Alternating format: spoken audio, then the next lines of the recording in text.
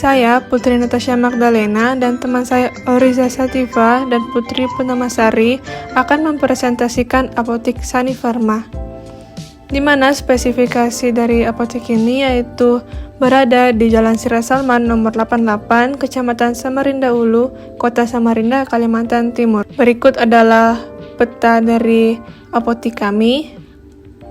Visi dan misi Apotik Sani Pharma yaitu visinya, Apotik Sani Pharma sebagai apotik yang mengedepankan pelayanan kesehatan yang optimal serta profesional dan mengutamakan kebutuhan pasien dengan menyediakan produk yang berkualitas.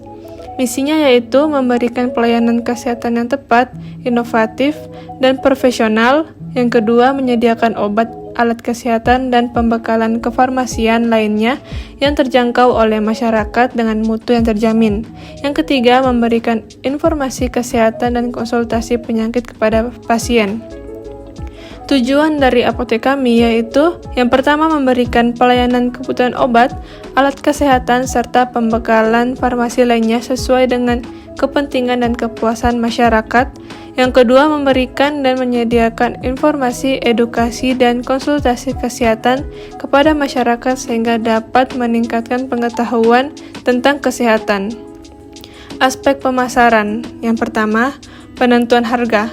Penentuan harga jual ialah dengan menggunakan margin yang berbeda, OTC 30%, OWA 25%, obat resep 25%, alkes dan sebagainya 25%. Yang kedua, target pasar, penduduk sekitar apotik dan pasien umum.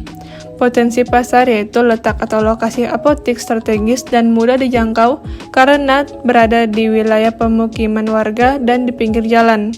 Jenis produk yang kami jual yaitu obat, alat kesehatan, dan produk farmasi lainnya. Sarana dan prasarana. Berikut adalah dena dari Apotik Sani Pharma. Untuk prasarananya sendiri ada sumber udara, sumber penerangan, alat pemadam, ventilasi, sanitasi, wastafel untuk mencuci alat, AC, papan nama. Nah, papan nama ini berukuran panjang 100 cm dan lebar 60 cm dengan tulisan hitam di atas dasar putih, tinggi huruf minimal 7 cm dengan tebal 7 mm, dilengkapi dengan neon box. Lemari penyimpanan obat, lemari es, lemari narkotika, serta psikotropika, komputer, mesin genset, printer, telepon, meja peracikan, meja kasir, dan meja penyerahan obat.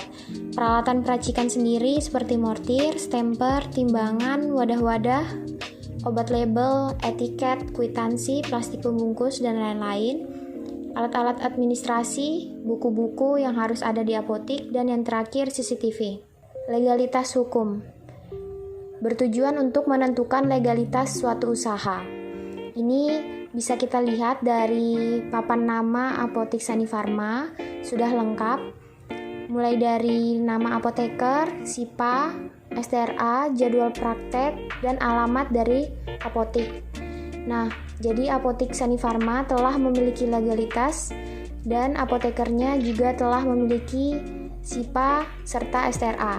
Pelayanan apotiknya dari Sani Pharma ada 8. Yang pertama adalah pengkajian dan pelayanan resep, kedua dispensing, 3 pelayanan informasi obat, 4 konseling, 5 pemantauan terapi obat, 6 monitoring efek samping obat, 7 pelayanan konsultasi dokter, 8 layanan cek kesehatan seperti gula darah, asam urat, serta kolesterol. Produk yang dijual, yang pertama obat keras, kedua obat bebas dan bebas terbatas, 3 alat kesehatan dan BMHP, 4 vitamin dan suplemen, 5 obat tradisional, 6 baby care.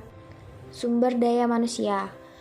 Struktur organisasi dari Apotik Sani Pharma totalnya 6 orang, PSA sekaligus APA 1 orang, apoteker pendamping 1 orang, asisten apoteker 2 orang, administrasi umum 2 orang. Untuk pembagian jam kerja dibagi menjadi 2 shift. Apoteker jam 8 pagi sampai jam 2 siang. Yang bekerja adalah apoteker pendamping jam 2 siang sampai jam 9 malam. Yang bekerja adalah apoteker penanggung jawab.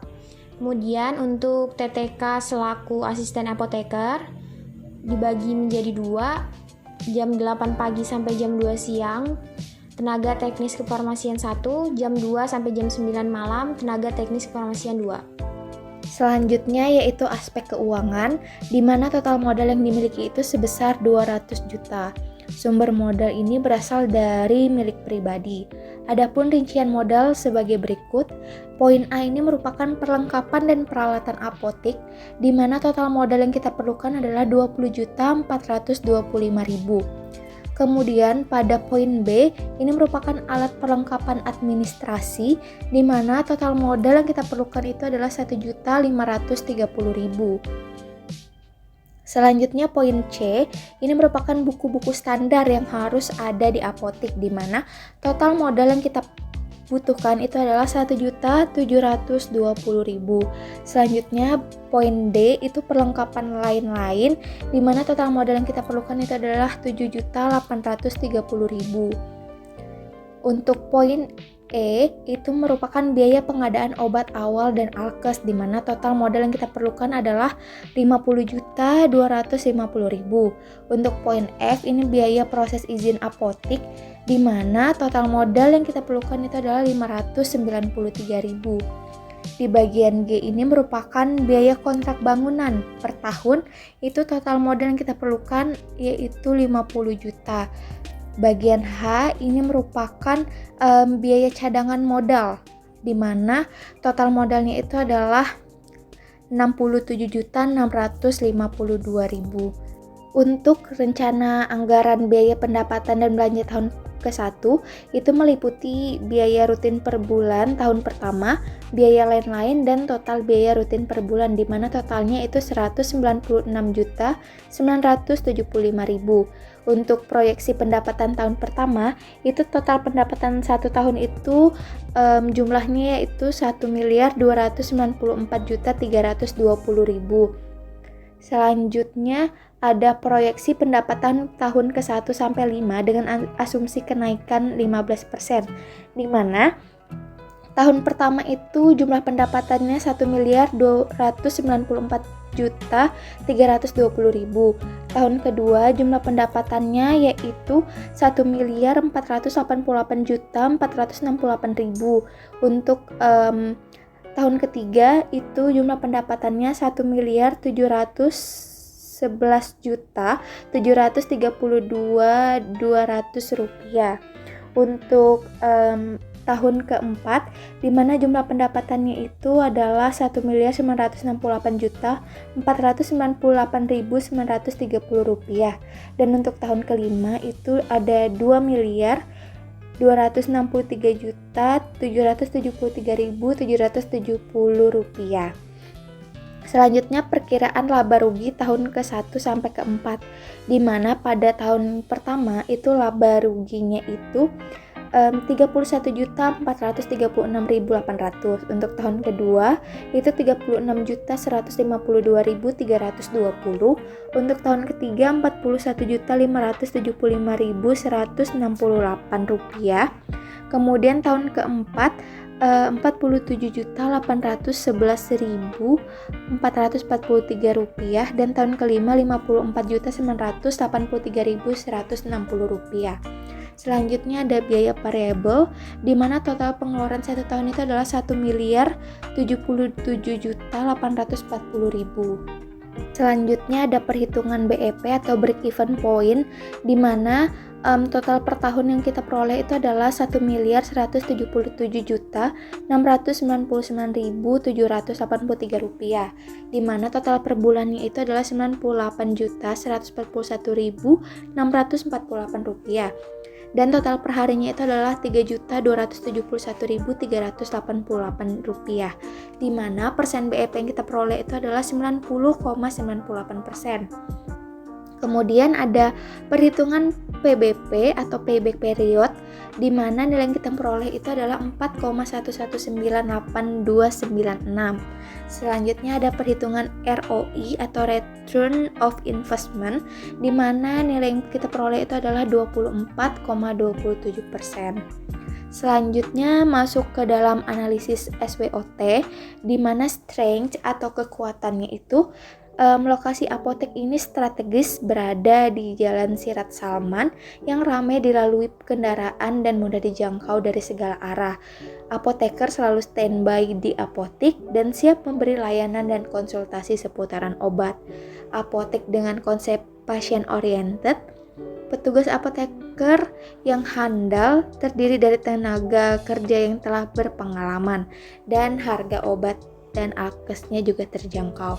Kemudian ada weakness atau kelemahan, di mana apotek ini merupakan apotek baru sehingga belum dikenal oleh masyarakat dan belum memiliki pelanggan.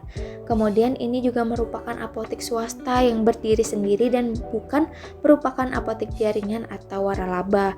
Dan yang ketiga itu apotek ini dia tidak buka selama 24 jam. Selanjutnya ada opportunity atau peluang, di mana peluangnya ini karena apoteknya berada di pinggir jalan, jalur 2, padat penduduk dan banyak kafe di sekitaran apotek. Kemudian jarak dengan apotek lain itu dia lumayan jauh, dan threat atau ancaman ini kemungkinan muncul kompetitor. Sekian presentasi dari kelompok kami, kurang dan lebihnya kami mohon maaf. Terima kasih.